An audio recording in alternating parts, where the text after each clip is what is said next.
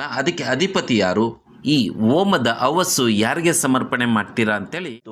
ತಿರುಪತಿಗೂ ನಮ್ಮ ಗುಟ್ಟಳ್ಳಿ ಬೆಟ್ಟಕ್ಕೂ ಇರುವಂಥ ಅನುಬಂಧವೇನು, ದೇವಾಲಯಗಳ ತವರು, ವಿಜಯನಗರದ ಹೆಬ್ಬಾಗಿಲು, ಕರ್ನಾಟಕದ ಮೊದಲನೇ ಸೂರ್ಯ ಕಿರಣ ಬೀಳುವ ಮೂಡಲ ಬಾಗಿಲು ಮೂಳೆಗಿಲ್ಲಿ ಎಂದೇ ಪ್ರಖ್ಯಾತಗೊಂಡಿರುವ ನಮ್ಮ ಮುಳ್ಬಾಗ್ಲು ಬೇತ್ಮಂಗ್ಲ ಹತ್ತಿರ ಇರುವಂಥ ಶ್ರೀ ಬಂಗಾರು ತಿರುಪತಿ ಗುಟ್ಟಳ್ಳಿ ಬೆಟ್ಟ ನಿಮ್ಮೆಲ್ಲರಿಗೂ ಸ್ವಾಗತ. ವೀಕ್ಷಕರೇ, ನಾನು ಸುರೇಶ್ ಶೆಟ್ಟಿ. ನೀವು ನೋಡ್ತಾ ಇದ್ದೀರಾ ನಮ್ಮ ಜಿಲ್ಲೆ ನಮ್ಮ ಹೆಮ್ಮೆ. ಹೌದು, ನಮ್ಮ ಕೋಲಾರ ಜಿಲ್ಲೆ ಅಂದರೆ ನಮಗೆ ಅಪಾರವಾದ ಹೆಮ್ಮೆ. ಯಾಕೆಂದರೆ ಜಗತ್ತಿನಲ್ಲಿ ಎಲ್ಲೂ ಇಲ್ಲದಿರುವಂಥ ದೇವಾಲಯಗಳು ನಮ್ಮ ಕೋಲಾರದಲ್ಲಿದ್ದಾವೆ. ಇದನ್ನು ಜಗತ್ತಿಗೆ ತೋರಿಸುವಂಥ ನನ್ನ ಪ್ರಯತ್ನ ಇಷ್ಟ ಆದರೆ ಈ ವಿಡಿಯೋಗೆ ಒಂದು ಲೈಕ್ ಕೊಡಿ, ನಮ್ಮ ಚಾನಲ್ನ ಸಬ್ಸ್ಕ್ರೈಬ್ ಮಾಡ್ಕೊಳ್ಳಿ, ಪಕ್ಕದಲ್ಲಿರುವ ಬೆಲ್ ಐಕಾನ್ ನೋಡ್ದು ಆಲ್ ಅಂತ ಟೈಪ್ ಮಾಡಿ. ಇದರಿಂದ ಭವಿಷ್ಯದಲ್ಲಿ ಬರುವ ವಿಡಿಯೋಗಳ ನೋಟಿಫಿಕೇಷನ್ ನಿಮಗೆ ತಲುಪ್ತಾ ಇರ್ತವೆ. ವೀಕ್ಷಕರೇ, ಈಗ ನಾನು ಬೇತ್ಮಂಗ್ಲಕ್ಕೆ ಬಂದಿದ್ದೀನಿ. ಇಲ್ಲಿಂದ ನಾವು ಇವಾಗ ಬಂಗಾರು ತಿರುಪತಿ ಗುಟ್ಟಳ್ಳಿ ಬೆಟ್ಟಕ್ಕೆ ಹೋಗೋಣ. ಬಂಗಾರು ತಿರುಪತಿ ಇದನ್ನು ಮೊದಲಿಗೆ ದೇವತೆಗಳು ಸ್ವರ್ಣಗಿರಿ ಎಂದು ಕರೀತಾ ಇದ್ರು. ಸ್ವರ್ಣ ಎಂದರೆ ಬಂಗಾರ, ಗಿರಿ ಎಂದರೆ ಪರ್ವತ, ಬಂಗಾರ ಪರ್ವತ, ಬಂಗಾರದ ಬೆಟ್ಟ ಅಂತಲೂ ಹೇಳ್ತಾರೆ. ಸೊ ಇದರ ಇಂದಿನ ಕತೆ ಎಷ್ಟೋ ಜನಕ್ಕೆ ಗೊತ್ತಿಲ್ಲ. ಇದ್ರ ಇಂದಿನ ಕತೆ ತಿಳಿಸ್ಬೇಕು ಅಂತಲೇ 4 ಸಂಚಿಕೆಗಳನ್ನ ಮಾಡಿ ನಿಮ್ಮ ಮುಂದೆ ತೊಗೊಂಬಂದಿದ್ದೀನಿ. ವೀಕ್ಷಕರೇ, ಜನವರಿ ತಿಂಗಳಲ್ಲಿ ಬರುವಂಥ ಮೊದಲನೇ ಹುಣ್ಣಿಮೆ ನಮಗೆ ಇಲ್ಲಿ ತುಂಬ ವಿಶೇಷವಾದದ್ದು. ಕೋಲಾರದಲ್ಲಿ ಇದನ್ನು ಬರತಾಲು ಹುಣ್ಣಿಮೆ ಅಂತ ಕರೀತಾರೆ. ಈ ಹುಣ್ಣಿಮೆ ದಿನ ಒಂದಷ್ಟು ದೇವಾಲಯಗಳಲ್ಲಿ, ರಾಮನ ದೇವಾಲಯದಲ್ಲಿ ರಾಮಕೋಟಿ ಅಂತ ಹೇಳ್ತಾರೆ, ಶಿವನ ದೇವಾಲಯಗಳಲ್ಲಿ ಶಿವಕೋಟಿ ಅಂತ ಮಾಡುವ ಪರಂಪರೆ. ಅದೇ ರೀತಿಯಾಗಿ ಇವತ್ತು ಗುಟ್ಟಳ್ಳಿ ಬೆಟ್ಟದಲ್ಲಿ ಇವತ್ತು ವಿಶೇಷವಾದ ಪೂಜೆ. ಏಕಾಂತ ಶ್ರೀನಿವಾಸನಿದ್ದಾನೆ, ಏಕಾಂತ ಶ್ರೀನಿವಾಸನಿಗೆ ಇವತ್ತು ಪೂಜೆ ಮತ್ತು ಜಾತ್ರೆ ಸಹ ಹೌದು. ಅದೇ ರೀತಿಯಾಗಿ ಅಕ್ಕಪಕ್ಕದ ಹಳ್ಳಿ ಜನಗಳೆಲ್ಲನೂ ಇಲ್ಲಿ ಬಂದು ಹರಸೇವೆ ಮಾಡ್ತಾರೆ. ಹರಸೇವೆ ಅಂದರೆ ಇಲ್ಲಿ ಬಂದು ಅಡುಗೆ ಮಾಡಿ ಜನಗಳಿಗೆ ಹಂಚುವಂಥ ಒಂದು ಅವರ ಪರಂಪರೆ. ಯಾಕೆ ಊಟ ಹಂಚ್ತಾರೆ ಅಂತೇಳಿ ನಾವು ಒಂದಷ್ಟು ಜನ ಕೇಳಿದೆ. ಯಾಕೆ ಹಚ್ತಾರೆ ಅಂದರೆ ಅವ್ರ ಮನೆತನದಿಂದ ಅವರು ಅಲ್ಲಿ ಬಂದು ಅಡುಗೆ ಮಾಡಿ ಊಟ ಎಲ್ಲರಿಗೂ ಹಂಚುವಂಥ ಒಂದು ಪದ್ಧತಿ. ಒಂದಷ್ಟು ಜನ ಬೆಂಗಳೂರಿಂದ ಬರ್ತಾರೆ, ಒಂದಷ್ಟು ಜನ ಆಂಧ್ರ, ತಮಿಳುನಾಡು, ಕರ್ನಾಟಕ, ಈ ಸುತ್ತಮುತ್ತಲಿಂದ ಯಾರಿಗೆ ಅವ್ರ ಮನೆತನದಿಂದ ಊಟ ಹಂಚುವ ಪರಂಪರೆ ಇದೆ ಅವರೆಲ್ಲ ಬಂದು ಇಲ್ಲಿ ಊಟ ಹಂಚುವಂಥ ಒಂದು ಪರಂಪರೆ. ಅದನ್ನು ನಿಮಗೆ ಮುಂದಿನ ಸಂಚಿಕೆಯಲ್ಲಿ ತೋರಿಸ್ತೀನಿ.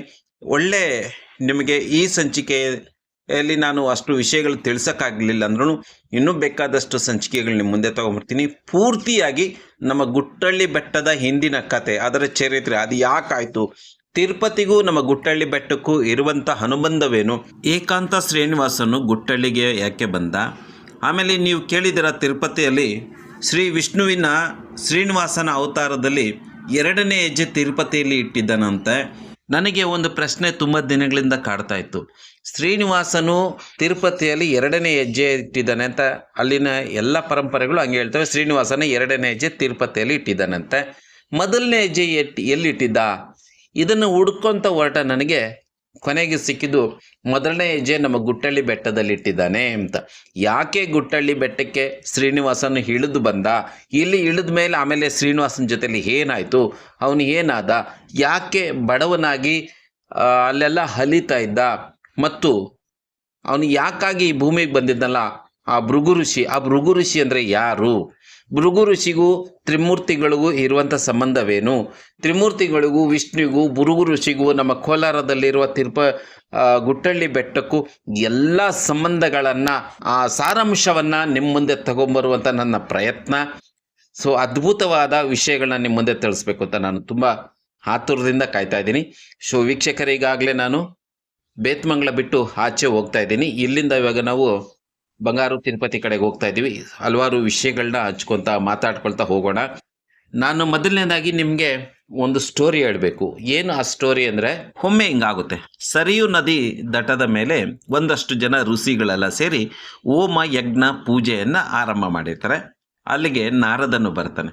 ನಾರದನು ಆ ಹೋಮ ಯಜ್ಞವನ್ನೆಲ್ಲ ನೋಡಿ ತುಂಬ ಆನಂದವಾಗಿ ಋಷಿಗಳಿಗೆಲ್ಲ ಅಭಿನಂದನವನ್ನು ಸಲ್ಲಿಸಿ ಹೀಗೆ ಹೇಳ್ತಾನೆ, ನೀವು ಮಾಡುವ ಹೋಮ ಯಜ್ಞದ ಫಲದಿಂದ ಇವತ್ತು ರಾಜ್ಯವೆಲ್ಲ ದೇಶವೆಲ್ಲ ಸುಭಿಕ್ಷವಾಗಿದೆ.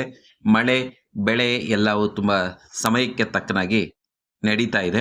ಇದಕ್ಕೆಲ್ಲರೂ ನೀವೆಲ್ಲರ ಶ್ರಮ ಮತ್ತು ನಿಮ್ಮೆಲ್ಲರ ತ್ಯಾಗ, ನಿಮ್ಮೆಲ್ಲರ ಪೂಜೆ ಫಲದಿಂದನೇ ಇದೆಲ್ಲ ನಡೀತಾ ಇದೆ ಅಂತೇಳಿ ಋಷಿಗಳಿಗೆ ಅಭಿನಂದಿಸಿ ಕೇಳ್ತಾನೆ.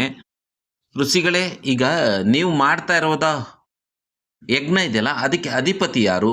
ಈ ಹೋಮದ ಅವಸ್ಸು ಯಾರಿಗೆ ಸಮರ್ಪಣೆ ಮಾಡ್ತೀರಾ ಅಂತೇಳಿ ಪ್ರಶ್ನೆ ಮಾಡ್ತಾನೆ. ಆಗ ಋಷಿಗಳಿಗೆ ಏನು ತೋಚದಂತೆ ಆಗುತ್ತದೆ. ಆಗ ಋಷಿಗಳು, ನಾರದ, ನನಗೆ ಗೊತ್ತಿಲ್ಲಪ್ಪ, ಇದಕ್ಕೆ ನೀನೇ ಉತ್ತರ ಕೊಡು ಅಂತೇಳಿ ನಾರದನ ಕೇಳ್ತಾರೆ. ಆಗ ನಾರದ ಹೇಳ್ತಾನೆ, ನಿಮ್ಮೆಲ್ಲರಲ್ಲಿ ಇಷ್ಟು ಜನ ಋಷಿಗಳಲ್ಲಿ ಹಿರಿಯ ಅಂದರೆ ಭೃಗು. ಆ ಭೃಗುನ ಕೇಳೋಣ ಬನ್ನಿ ಅಂತೇಳಿ ಭೃಗು ಹತ್ರಕ್ಕೆ ಹೋಗ್ತಾರೆ. ಭೃಗು ಧ್ಯಾನದಲ್ಲಿರ್ತಾನೆ. ಅಲ್ಲಿ ಹೋಗಿ ಅವನಿಗೆ ನಮಿಸಿ ಅವರ ಜಿಜ್ಞಾಸವನ್ನು ಹೇಳ್ತಾರೆ. ಋಷಿಗಳೇ, ನಾರದ ಈ ರೀತಿ ಪ್ರಶ್ನೆಯನ್ನು ಇಟ್ಟಿದ್ದಾನೆ, ಇದಕ್ಕೆ ಏನು ಉತ್ತರ, ಯಾರು ಇದಕ್ಕೆ ಅಧಿಪತಿ ಅಂತ ಕೇಳಿದಾಗ ಆಗ ಭೃಗು ಹೇಳ್ತಾನೆ, ನೋಡಿ, ಈ ಬ್ರಹ್ಮಾಂಡದಲ್ಲಿ ಒಬ್ಬನು ಶಿವ, ಬ್ರಹ್ಮ, ಮಹೇಶ್ವರ. ಇದರಲ್ಲಿ ಯಾರು ಶ್ರೇಷ್ಠ ಅದನ್ನು ತಿಳ್ಕೊಂಡು ನಾವು ಅವ್ರಿಗೆ ಈ ಅವಸ್ಸು ಸಮರ್ಪಣೆ ಮಾಡ್ಬೋದು, ಅದಕ್ಕೆ ಅಧಿಪತಿ ಮಾಡ್ಕೊಬೋದು ಅಂತೇಳಿ ಭೃಗು ಋಷಿ ಹೇಳ್ತಾನೆ. ಆಗ ಸರಿ, ಇದರಲ್ಲಿ ಶ್ರೇಷ್ಠ ಯಾರು ನಮ್ಗೆ ಹೆಂಗೆ ಗೊತ್ತಾಗುತ್ತೆ ಅಂದರೆ ಆಗ ಭೃಗು ಹೇಳ್ತಾನೆ, ನೀವೇನು ಚಿಂತೆ ಮಾಡಬೇಡಿ, ಇದನ್ನು ನಾನೇ ಯಾರು ಶ್ರೇಷ್ಠ ಅಂತ ತಿಳ್ಕೊತೀನಿ ಅಂತೇಳಿ ಅವನು ತ್ರಿಲೋಕಕ್ಕೆ ಹೋಗೋಕ್ಕೆ ಸಿದ್ಧನಾಗ್ತಾನೆ. ಮೊದಲನೇದಾಗಿ ಕೈಲಾಸಕ್ಕೆ ಹೋಗ್ತಾನೆ. ಕೈಲಾಸದಲ್ಲಿ ಅಲ್ಲಿ ಹೋದಾಗ ಕೈಲಾಸದಲ್ಲಿ ಶಿವ ಪಾರ್ವತಿಯರಿಬ್ಬರೂ ನೃತ್ಯ ಮಾಡ್ತಾ ಇರ್ತಾರೆ. ಶಿವನು ನೃತ್ಯದ ಒಂದು ಭಂಗಿಯಿಂದ ಭೃಗುಗೆ ಆ ಕಡೆ ಸನ್ನೆ ಮಾಡ್ತಾನೆ, ಅಲ್ಲಿ ಕುತ್ಕೋ ನಾನು ಬರ್ತೀನಿ ಅಂತ. ಆದರೆ ಭೃಗುಗೆ ಅದು ಅರ್ಥ ಆಗಲ್ಲ. ಅವನಿಗೆ ಕೋಪ ಬಂದು ಶಿವನಿಗೆ ಶಾಪ ಕೊಡ್ತಾನೆ, ಭೂಲೋಕದಲ್ಲಿ ನಿನ್ನ ನಿಜವಾದ ರೂಪಕ್ಕೆ ಪೂಜೆ ಸಲ್ಲಿಸುವುದಿಲ್ಲ, ನೀನು ಯೋಗ್ಯನಲ್ಲ. ನಿನಗೆ ಅಂದರೆ ಭೃಗು ಋಷಿ ಎಷ್ಟು ಅವನ ಜ್ಞಾನಿ ಅಂತ ಅರ್ಥ ಮಾಡ್ಕೊಳ್ಳಿ, ಅವನಿಗೆ ಡಿಸಿಷನ್ ತಗೊಳ್ಳೋ ಅಷ್ಟು ಶಕ್ತಿ ಇತ್ತು ಅದಲ್ಲ. ಸರಿ, ಏನು ಶಾಪ ಕೊಟ್ಟ ಅಂತೇಳಿ ನಿಮಗೆ ಮುಂದಿನ ವಿಡಿಯೋದಲ್ಲಿ ನಾನು ತಿಳಿಸ್ಕೊಡ್ತೀನಿ. ಇಲ್ಲಿ ಬರುವಂಥ ಭಕ್ತಾದಿಗಳು ಅನ್ನಪ್ರಸಾದವನ್ನು, ಕೇಸರಿ ಬಾತು, ಮೊಸರನ್ನ, ಪಲಾವು ಎಲ್ಲ ನೀಡ್ತಾ ಇದ್ದಾರೆ ಭಕ್ತಾದಿಗಳಿಗೆ. ಎಲ್ಲ ಕಡೆ ಈ ರೀತಿಯಾಗಿ ಇಲ್ಲಿ ಬಂದಿರುವಂಥ ಅನ್ನದಾನ ಕಾರ್ಯಕ್ರಮವನ್ನು ಹಚ್ಚಿಲಿ ಬಾ, ಏನು ಮಾತಾಡ್ತೀರಿ?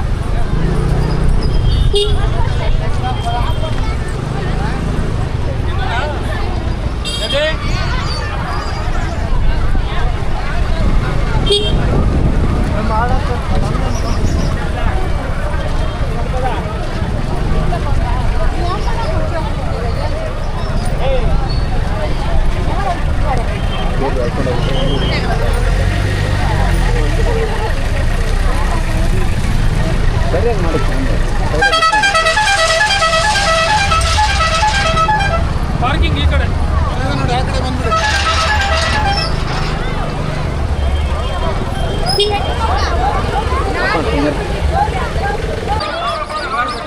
ಬಾಪ್ರಿ ಮರಿ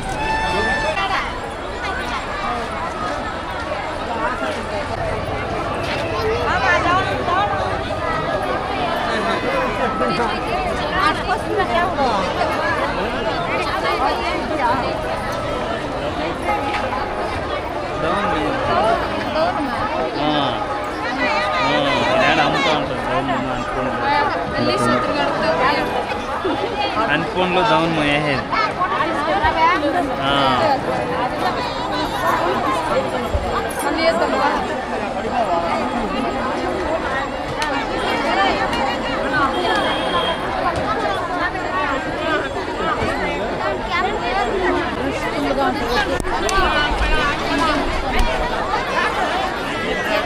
ನಮಸ್ಕಾರ ಸರ್.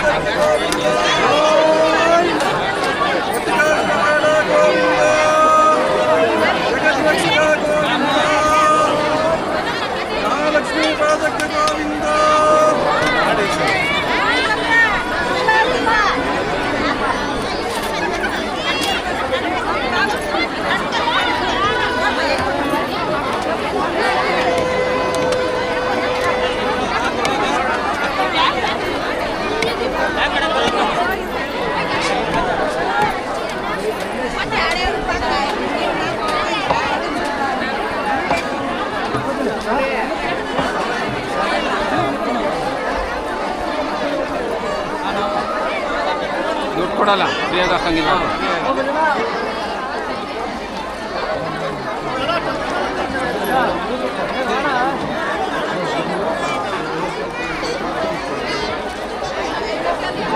ದುಡ್ಡು ಕೊಡಲ್ಲ ಅಂತೇಳಿಕ್ಕೆ ಈ ಹುಡುಗ ನಮಗೆ ನಾಮಗಳನ್ನು ಫ್ರೀಯಾಗಿ ಹಾಕಿದ. ಏನು ನಿನ್ನ ಹೆಸರು? ಹಾಂ, ದುಡ್ಡು ಕೊಡಲ್ಲ ಅಂದ್ರೂ ನೀನು ನಾಮ ಹಾಕಿದ್ಯಲ್ಲ, ಸೂಪರ್. ದೇವ್ರದ್ದು. ಓಕೆ.